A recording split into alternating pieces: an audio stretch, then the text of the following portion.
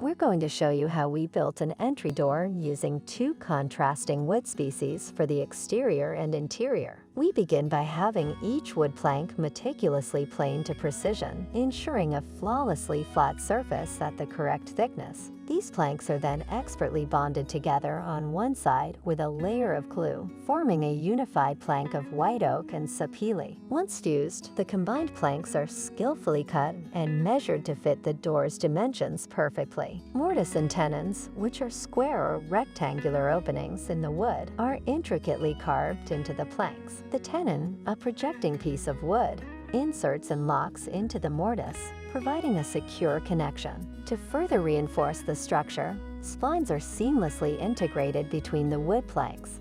With the door shape now defined, attention turns to crafting the window framing.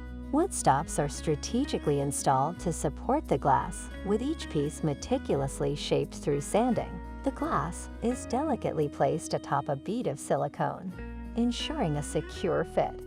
After repeating the process for the other side, the glass is elegantly framed with outer trim. A white oak spline is then added to the door's bottom, bolstering its strength and cohesion. The assembly is clamped until the glue sets, before being smoothed and routed for a refined finish. To complete the ensemble, hidden hinges are seamlessly incorporated, ensuring a sleek aesthetic when the door is closed. And with the final touches applied, our masterpiece is ready to be crated and shipped to its new home.